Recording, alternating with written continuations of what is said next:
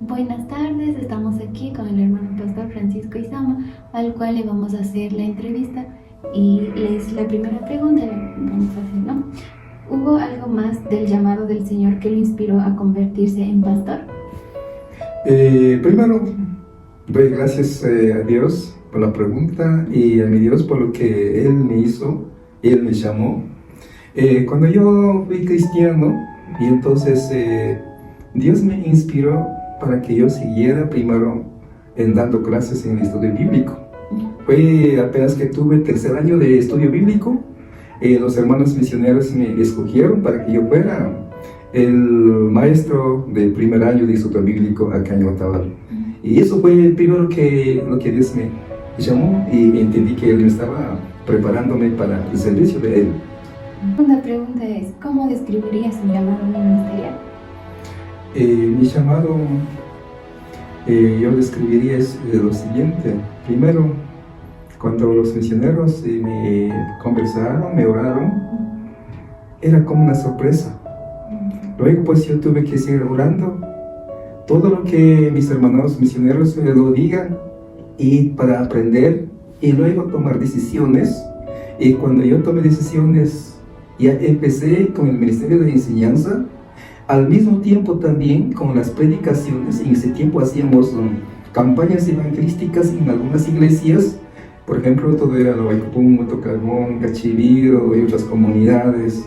Y eso fue lo que yo lo hice y entendí que Él me estaba usándome más que todo para todo ministerio, y el llamado era todo eso. Entonces mi descripción ya tuve que ir contándome, ya fui maestro, ya fui predicador en las campañas evangelísticas, y luego pues ya oraba para tener otras cosas que Él me llame. Eso esperaba a Él, a mi Dios. Claro, sí. Tercera pregunta es, ¿cuáles son los mayores desafíos que ha enfrentado en su ministerio? Bueno, en esos años que nosotros empezamos, no había, ¿cómo se dice?, bonificación, pero fue solo del pastor, y entonces nuestro trabajo era doble trabajo. Teníamos que trabajar para nuestra vida material o social, como se entiende.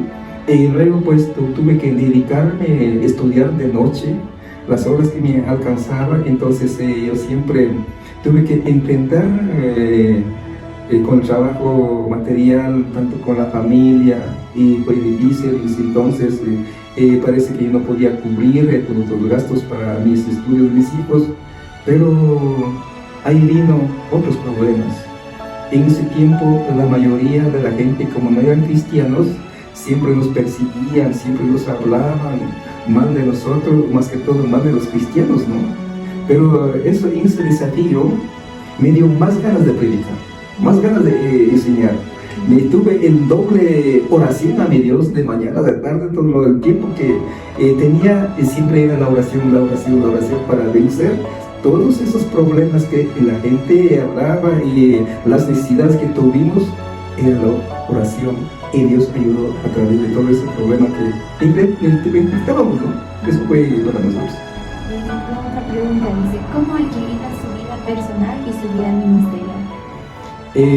Bueno, hasta antes de la pandemia, también yo siempre vendía, recorría, vendiendo cualquier producto. Y entonces, después de la pandemia que vino, y ya ahora vivo de mi ministerial, la iglesia es responsable, ellos me apoyan, a cualquier lugar que yo me voy, ellos me dan una ofrendita, y ahora no puedo quejar, digo, gracias a Dios, Dios me ha cubierto todas mis necesidades, estoy más feliz, más tranquilo, y estoy contento con lo que Dios me ha regalado. Entonces ahora muy poco puedo trabajar, por ejemplo, en lo material. Yo trabajo en la iglesia.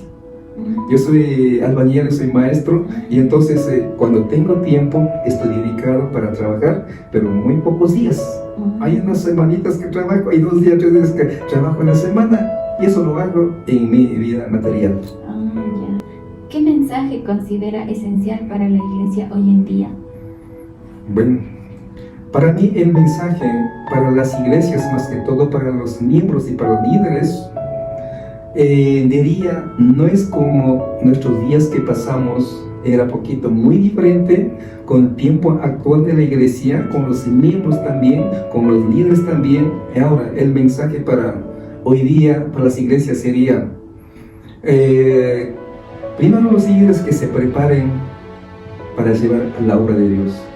Segundo sería que los líderes cuando ya se preparen, cuando ya están preparados para enseñar, predicar o dirigir la obra del Señor, y hay que seguir designando para que ellos también crezcan, para que ellos le ayuden al pastor, para que no sientan vacío, y todos los líderes, pero que siempre sean fieles en la obra, que siempre sean fieles en todo lo que es en el ministerio. Eso sería el mensaje, que no se dejen, no se descuiden. Toda la iglesia ya tienen que preparar. No es como tiempo de nosotros, que nosotros simplemente cuando alguien decía, obedecíamos, lo hacíamos, pero no podemos preparar en ese tiempo. Entonces ahora ya es otro tiempo, entonces hay que seguir preparando, hay que preparar a todos los hermanos y hermanas que entran al ministerio, jóvenes que entran al ministerio, hay que seguir preparando para que puedan ayudar en todo lo que es ministerio de la iglesia.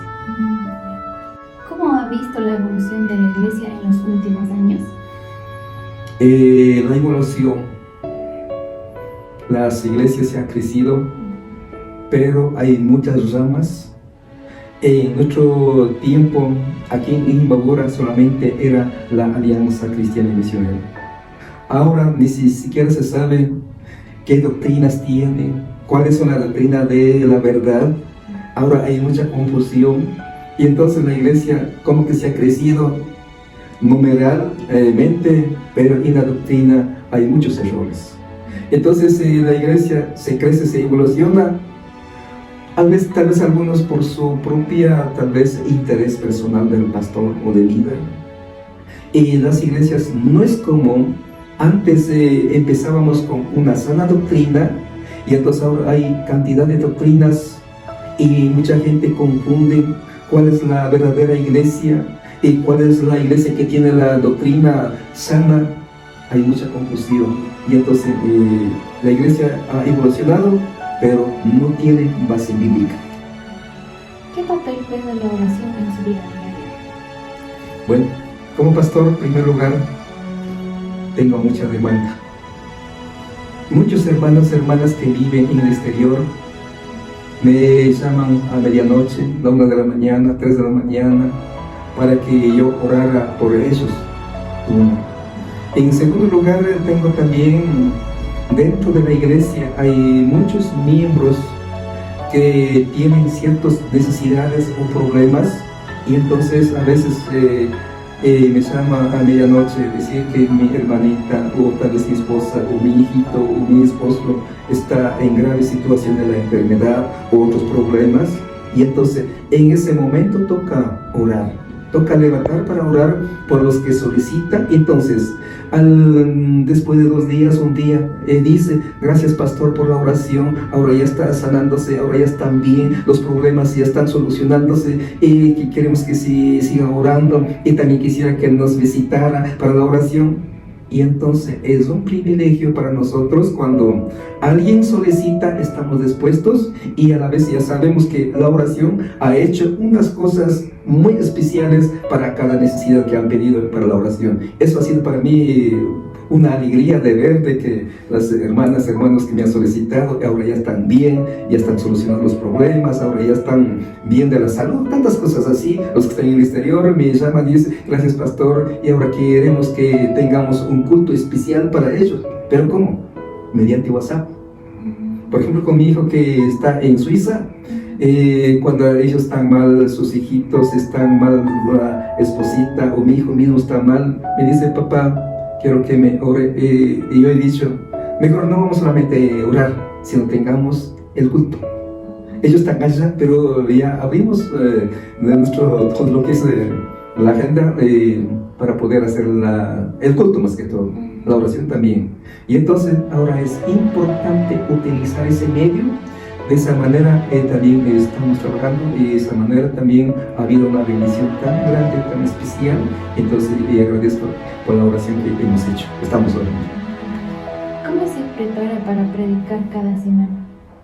Bueno, para preparar, como estoy encargado de 2 iglesias, una iglesia en Ilumán y acá, siempre yo primero tengo que orar qué tema tengo que predicar en mi iglesia, qué tema tengo que llevar a la iglesia de Ilumán, y entonces dándome cuenta de las necesidades de los miembros y a veces de los líderes, y tengo que orar para que Dios me diga, predica esto, haga esto enséñale, esto tienes que preparar para que prediques. Y yo tengo que saber primero las necesidades de la iglesia, de los miembros, y de esa manera yo preparo el sermón que yo tengo que hacerlo. Y entonces primero es la oración y luego tengo que saber los problemas, las necesidades. Según eso tengo que preparar el sermón para predicación.